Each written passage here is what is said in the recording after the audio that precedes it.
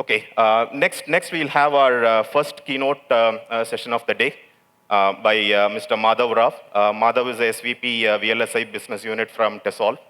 So he's going to talk about verification challenges, trends, and their potential adoption from an ASIC manager's perspective. So I would like to invite Madhav onto the stage. So Madhav is a semiconductor industry veteran with over 25 years of experience in the VLSI services industry.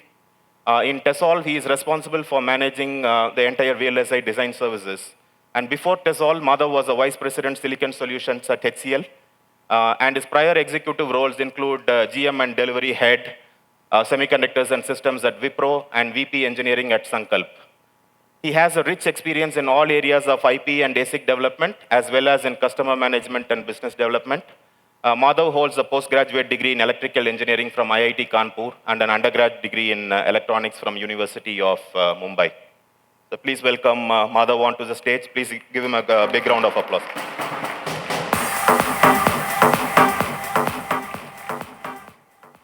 So anyway, while I wait for this to come up, let me start by admitting a fact that I'm not a verification expert. So in a hall full of verification experts, I do not want to talk about how to do verification.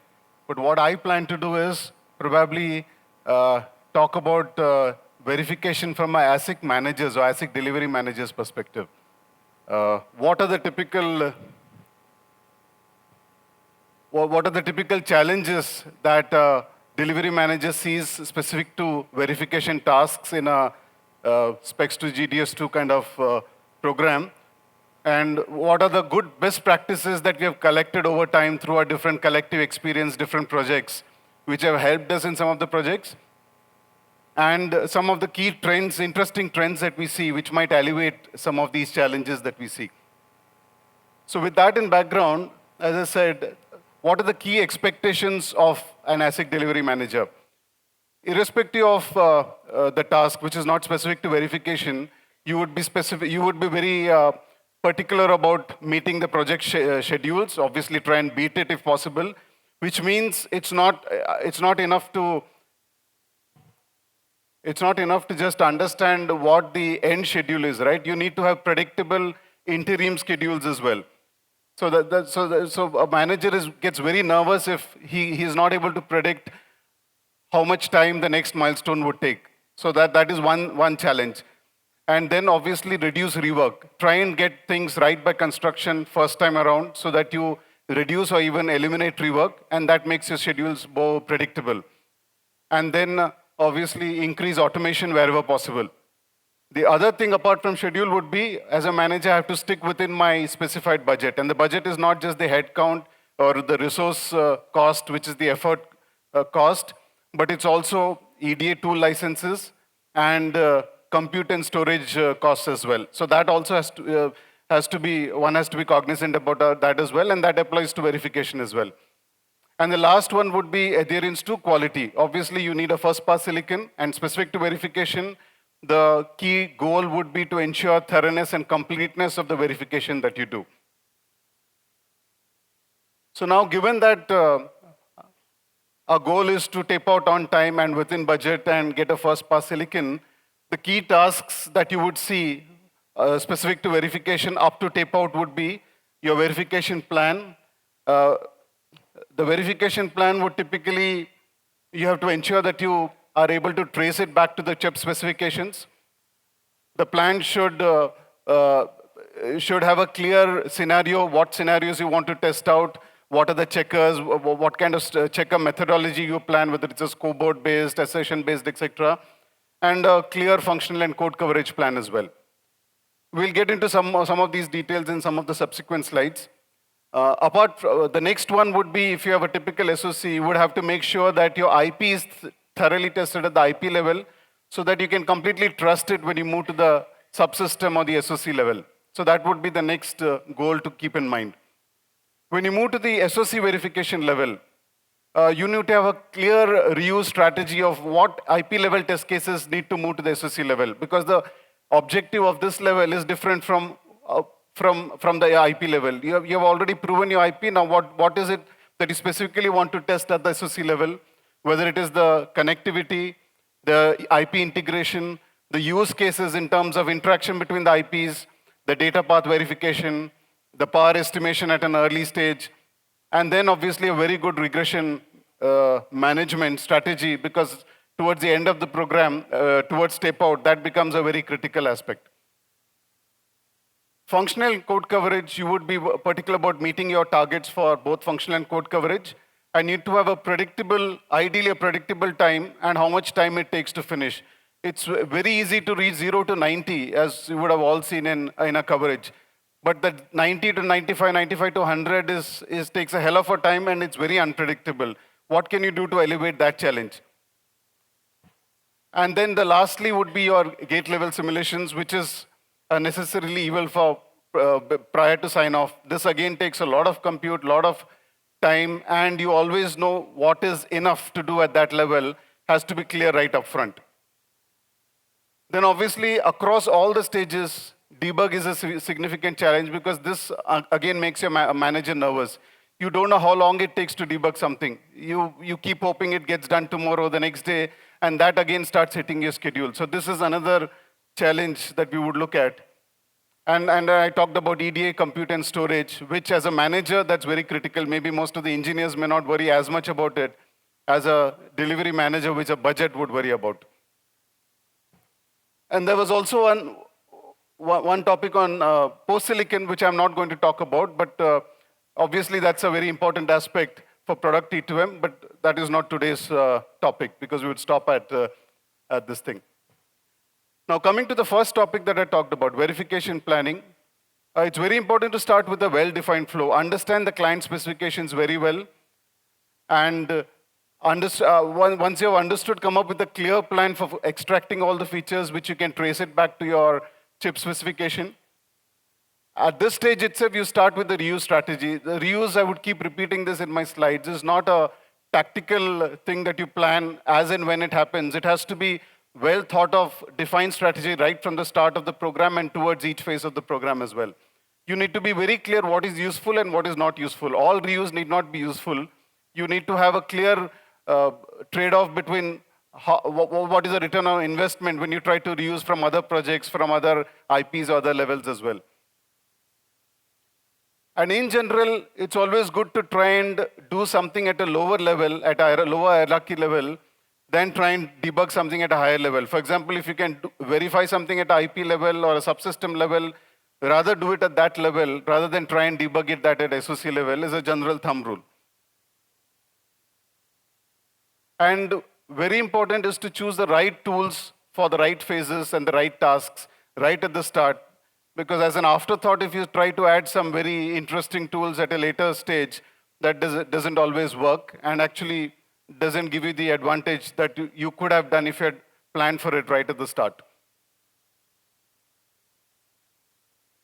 The next task I talked about was at the IP and SoC level verification. The key challenges at the IP level would be if it's a third-party IP that you're sourcing, or it's a block that you're using from other project. Have you thoroughly audited all the verification results to make sure that you completely can trust this IP? Or is there any delta that you have changed and you want to verify it? That needs to be decided.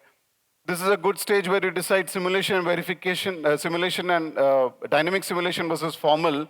What is appropriate at the IP level and what is appropriate at a SoC level. Typically, your assertion-based model checking, property-based assertions are more useful at this level, while when you move to the SoC level, you would tend to, you already have a trusted IP, and you would focus more on connectivity verification through formal tools, X propagation, RDC and CDC propagation, and so on. You would also look at the proven IPs, what is available, what is not available, and as I keep talking about the budget, what is affordable as well. And you need to be clear, protocols compliance at what level is it required, only at the IP level, both at the IP and the SoC level, and so on. At the SoC level, you would also look at how much of reuse do you do from the IP level to the subsystem to the SoC level, with a clear objective. What is it, as I talked about, what is it that you need to do at that level? It's not that you want to try and run all the test cases, even if it's portable at the SoC level. your intentions have to be clear that you are only checking for integration, verification, integration and data path verification and some of these use cases. And with that intent in mind, you just port those cases. And that's a good segue for me to get into my next slide on PSS, portable stimulus as well. For those who are familiar with this, this is a good test and stimulus standard which allows you to port your test cases from one level, IP level, or to the subsystem level, to the SoC level, that is across the hierarchy, as well as ideally across platforms as well, whether you want to use some of those test cases across emulation, prototyping, post-silicon as well. So here all you do is you define your actions which get mapped to the appropriate hierarchy, and again I keep repeating, you decide what is useful at the level at which you're verifying. So you would obviously, at a SoC level, would not want to just rerun those test cases that you've migrated. You would want to check maybe a combination of actions, which gives you a scenario of verification between an IP1 and an IP2, which is a good performance validation or a data path verification, etc. So choose those very wisely. And the other one that I talked about was formal verification. Again, these are probably 4 phases which ARM has captured it very well in one of the earlier talks. They talk about usage of formal at 4 different phases of finding bugs. One is, the first phase is the bug avoidance phase. So in the bug avoidance phase, this is right even before your test bench is ready, typically at the RTL level or the architecture level itself. You try to actually run some of these auto checks, etc., at the RTL level and try to find as many bugs as possible at that level itself, so that when it moves to verification, you have already tried to do your shift left. You have already tried to catch as many bugs as possible at this level itself. The next stage would be called the bug hunting phase, wherein you try to write the properties to look for bugs. Now, all these properties you may not be able to prove. Sometimes it's very difficult to prove. But here the intention is to try and find as many bugs as possible, as early as possible. And that is the value of this stage. By writing these properties which can catch these bugs earlier and might be difficult to catch in simulations. In the bug absence stage is specifically you target those hard to find bugs in simulation and try to prove it completely. A very good example of this is cache coherency, which is very difficult to simulate for all different cases. So it's worth putting that extra effort with your verification expert to try and write the property to completely verify such a cache coherency scenario. So this is the bug absence, where you completely prove that such a bug is absent. While in the previous case, you don't really prove it's absent. You just wait for those appropriate number of n cycles and make sure there is no counter example to prove that the bug is absent. So you stop at that stage, but in the next stage, you actually prove that it's absent. The fourth stage would be the bug analysis, wherein you actually, it's probably something which you have already found in FPGA validation or even in a silicon, and you try to recreate it back to try and see how do you ensure it doesn't happen again. These are typically almost impossible to find in simulations. And you essentially use the symptoms of the bug that you have found in the lab to try and write a property and try to recreate it through formal. So this, if you see, this 4th stage is also called the bug AHA stage, AHAAA, which was a good talk by ARM several years back when formal was being introduced. The next one, I talked about functional and code coverage, challenges and solutions. Now, typical challenges is this, as I talked about, is a very unpredictable phase, which makes verification lead or a manager very nervous, because you really cannot predict when will you move from that 95% to 100%. But given that this is the predictor of quality, this is what it traces you back to the original spec and is a sign-off, you need to put in that effort.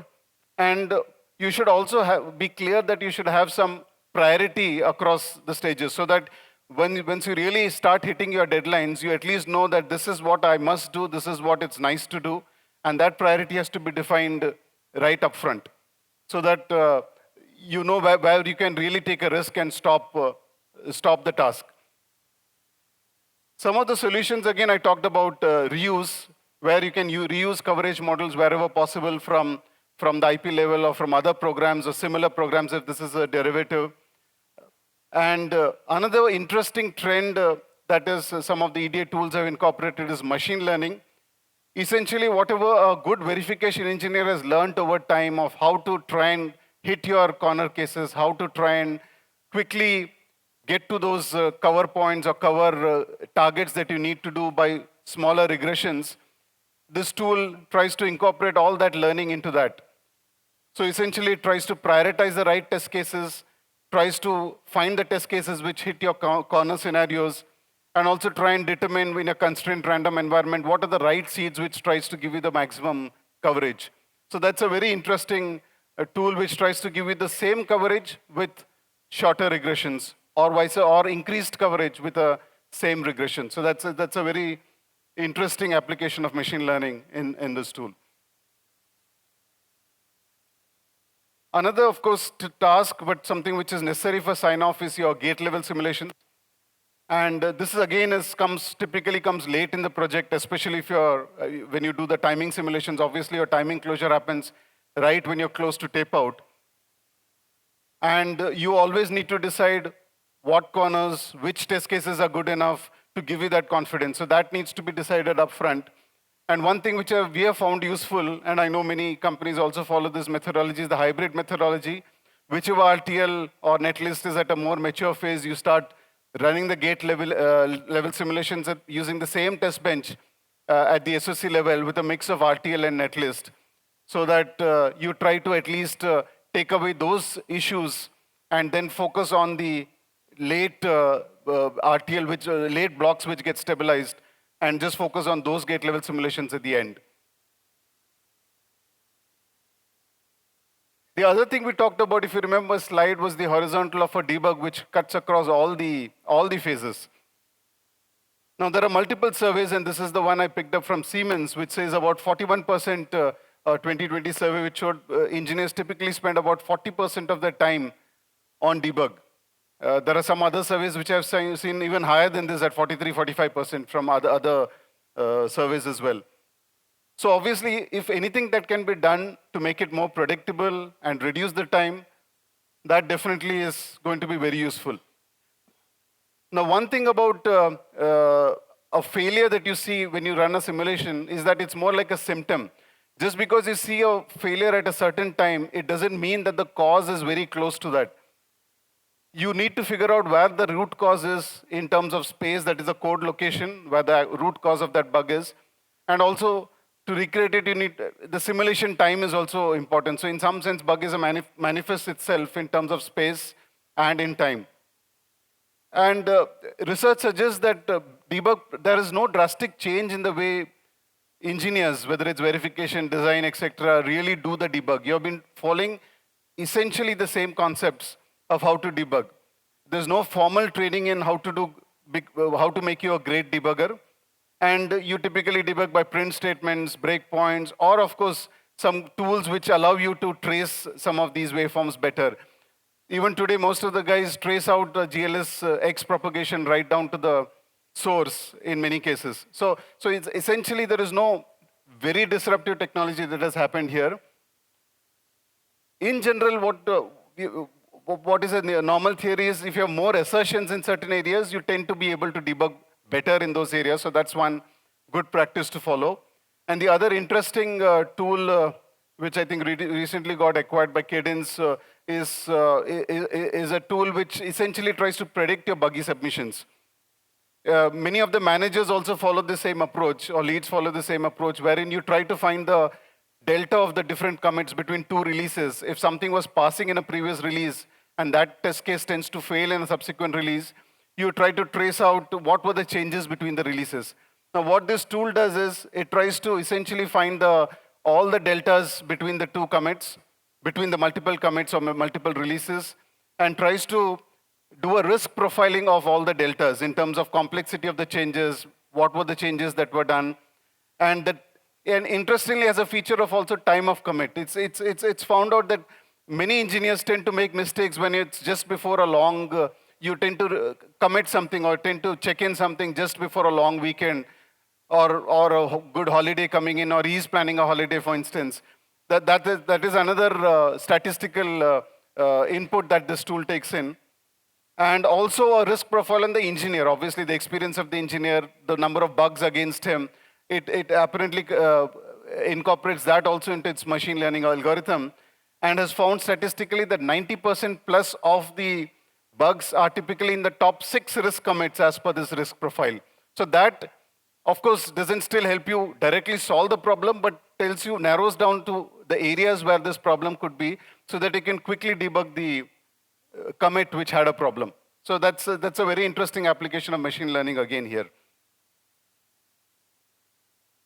The other thing which is not directly related to verification, but since I started the topic by saying it's for a ASIC delivery manager, what are the key things is obviously the infrastructure challenges and solutions. So it's very difficult to upfront predict, and that's not, of course, very specific to verification, what would be the number of servers, licenses, tools, etc., or compute and disk space that you would need right up front. It would vary based on the phase of the project, and then suddenly you would always have these unexpected spike requirements which would need you to increase your compute and your storage as well. And engineers inherently complain, irrespective of the domain, of the shortage of resources and licenses at the last stage. So while licenses is something you have to still upfront plan and have a good deal with your EDA vendors, the transition to the cloud is what has helped us in some of these projects very well, because it's a pay-per-use. Whenever you have the spike requirement with a days or 2 days notice, you can increase your compute, you can increase your disk space, and use it only for the spike, versus the old model of renting all these servers whenever there is a spike, and that has its own lead time, internal approvals, etc., given the costs involved as well. And of course, but this all comes with, you still have to pay. It's not that you can increase it free, so you still have to follow all the best practices for license usage, load balancing, server optimization, disk space usage, etc. Those best practices, needless to say, need to continue as well. So in summary, we discussed about the verification challenges at each stage of the development, and nowhere am I saying this is an exhaustive set of tasks, right? You obviously have your additional tasks based on the application or the chip that you're designing, the complexity of the chip, the domain or the industry-specific application of the chip, etc. Those would add its additional challenges. So these were, but some of what I talked about were some of the generic challenges that would be there in any ASIC project that you would develop. Potential pitfalls and some of the best practices and care-abouts. And we also talked about the emerging EDA tools incorporating PSS models, formal methodologies, as well as AML algorithms, which would help us. And these are some of these tools with a lot of promise, which might help us elevate some of the problems that we talked about. Now, given this background, I also wanted to introduce my company, Tessolve, to the audience here. How can Tessolve help in some of these topics that we talked about? Now, Tessolve aspires to be the silicon realization partner for all its customers.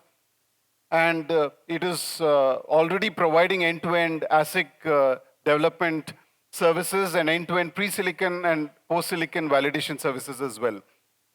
Tessolve started in 2004, so it's 18 years old, as with all its founders and initial focus on test and product engineering services.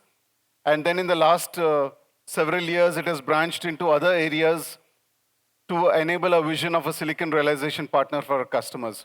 So we today have a RTL to GDS2 team and an analog and mixed signal team, more than 800 plus engineers, complemented with the test and product engineering team that I talked about on the ATE test. We have invested heavily on ATE testers in our labs in Bangalore as well as in San Jose, and we would very soon announce a lab in Austin as well. So essentially, our goal is to provide specs to qualified silicon samples to our customers. And this includes, as I said, RTL to GDS2, post-silicon verification, AT, as well as packaging and silicon qualification as well. I talked about a few of the investments that we have done in different areas in terms of capital investment, in terms of different labs that we have in the different geographies that I talked about in India, Asia, North America. The investments that we have done in tools, several EDA tools, and specifically some of the COEs that we run in Tessolve, some of the topics that I talked about in formal verification, portable stimulus. We actually are helping a couple of customers in porting some of these, in actually building a portable stimulus standard and porting some of the test cases from the different levels that we talked about, IP to subsystem to SoC level as well. We also have a partnership with Incore for a reusable proven RISC-V platform with different flavors of RISC-V. And these are all proven in the sense can bootstrap some of our customers for building an MCU platform based on these different flavors of RISC-V as well. And we're actively adopting some of these AML tools that evaluating and adopting some of these tools that we talked about. So I'll leave you with some of these differentiators about Tessolve in terms of end-to-end capability from design to qualified silicon, center of excellence investments. Another unique thing is about the DFT, 150 plus DFT engineers coupled with 1,000 plus 80 test engineers, because test is not something that can be qualified as post or pre-silicon. It needs to be thought of as a strategy right from concept to silicon and qualified silicon as well. So that coherent strategy between our pre-silicon DFT engineers and our AT engineers also helps in that entire cycle. And of course, very key 150 plus analog and mixed signal design engineers, especially with a lot of expertise on the power management side. Thank you very much for your patience. Thanks for your time.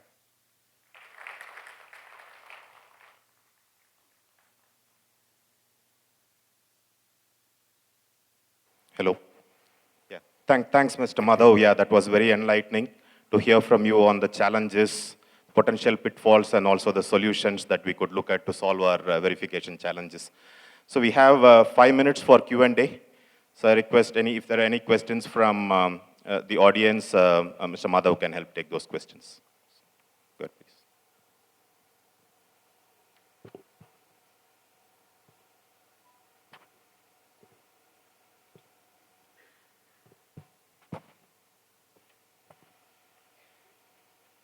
Hi, this is Srini. Hi, Madhav.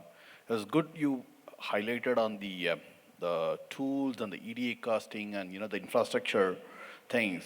How do you expect something like a machine learning coming to you and saying, based on your previous projects, how about you are going and telling your next client, next verification project, a prediction saying, okay, this is my infrastructure, or this is your infrastructure requirement to execute this upcoming, massive chip, both in terms of your servers as well as your EDA. Since you mentioned that's something very less talked about, so if you could highlight it, please. Thank you. So let me make sure I understood your question. So your question is, how do you use the knowledge that you have gained in, let's say, one project and carry it to the next one in terms of usage of servers, licenses, etc. Right. And can we apply machine learning on that? That's a very good point. So obviously, since we are not an EDA company, that's something for the EDA companies to look at. But definitely, I mean, today, as I said, many of the things I talked about machine learning is essentially the tools doing in a formal way what we engineers or managers have learned over time. And now the tools are trying to automate it, probably, which means you may not need intelligent engineers later. That's a different aspect. But the same thing what Srini talked about in how do we incorporate some of this knowledge of running this tool takes how much time, how many licenses, how do you incorporate that into, one is today it's all knowledge. We just put it, okay, this is the complexity of the gates, this is the number of tools I needed, and for each phase we divide it. This was the compute needed, disk space needed, and then that is what we start as the baseline for the next project for each domain, whether it's verification, physical design especially, which is very intensive in terms of using some of this. But I think it's a very good input that how do we incorporate what is now best practice or knowledge or use of knowledge probably into some of these learning algorithms to try and see if we can incorporate that also, and gives a good prediction of the licenses you would need or the compute you would need, disk space you would need for each phase of the program based on certain complexity of the chip as well. I think that's a very good input. Definitely something to mull over for whoever wants to do algorithms in that space. Thanks for bringing it up, yeah.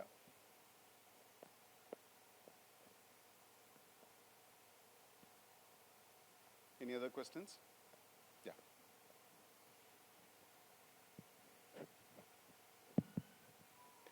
You talked about debug, right? Yeah. So last 20 years, you have seen, right, there's no radical solution happened, right? But if you look at the latest debug tools, right, they have the RCA algorithms built in, right? So I think the way we debug through printfs or step debug, whatever, right? So that has been changing as of now, right? So just want to give an input on Good this. input, yeah. Yeah, so I think I agree. There are tools, but sometimes adoption of those tools is also important. Some of these engineers still try to fall back on some of the traditional methods. So I'm not trying to say that there are no tools, but how familiar are most of the verification engineers, I'm talking about the general population of verification engineers, they still tend to fall back on some of the traditional methods you would have used when you were an engineer as well. So maybe, which is why one of the tools that I talked about on how the commits, etc. are tracked, I think that's a very interesting topic for machine learning as well. Yeah, correct. Yeah, thank you. Thank you. Yeah, yeah, Naveen. Hi, Madhav. So you're talking about gate level simulation. Gate level simulation. Yeah. So we get the SDF annotation Yes. towards the end, and Yes. it's usually just before the tape out. Correct, correct. So what's your suggestion, like how to complete the GLS before getting the tape out done? So, which is why I talked about that hybrid model. See, sometimes when you do your physical design for some of these large SoCs, you tend to harden some of these blocks early on. So you would have time closed them early, right? So what I was suggesting is, what has worked in some of these projects is, at least the time closed ones, you try and do your SDF annotation early, because that's hardened now from a physical design perspective. The last one which comes, I think you still don't have a choice, but at least now you're narrowing down or reducing the number of variables at that stage to try and hit your last minute tape out. So only the last one which time closes last, for example. So you only try and focus on debugging in that area in the last stage. That's where it would help. But you still need to do that. There is no other, because that's the sign-off criteria still that is followed. Thank you. Equivalence is not good enough, yeah. Yeah. Okay, sure. Thanks. So my question is, you are in this industry for last 18 years, and you are just talking about the shift left methodology, Yeah. right? So do you see any trend that the bugs or type of issues that you used to find in the GLS, now that is declining, and then you see them, coming up in your the early stage of the RTL? Yeah, definitely. I mean, in the early stages, your propagation, X-propagation, etc., we used to actually find in GLS itself, right? But now you have, at the RTL level, if you can do your X-prop at that stage itself, that's a one good example of where you find such issues early. Your CDC issues which you used to find 20 years back in only in GLS, if you don't properly mask your synchronizers, you tend to find them much earlier through CDC, RDCs, X-prop, etc. So those are some of the tools which definitely have helped reduce the issues that we find in GLS today. So do you have any data? I mean, can you quantify that in terms of what percentage of issues which you used to find in GLS that you can see now when there is a declining trend? I wouldn't know. I don't know if any of the other EDA guys have that data. They might be the better guys to have that kind of a data. No, I wouldn't have that. Okay. Yeah. Thank you. That's an interesting question. Yeah. Thank you. Thanks a lot for your patience. Thank you. Yeah, thanks a lot, Mr. Madhav, and thanks for the good questions. So I would like to invite Kamal Jain, a TPC member, to hand over a token of appreciation to Mr. Madhav. Yeah.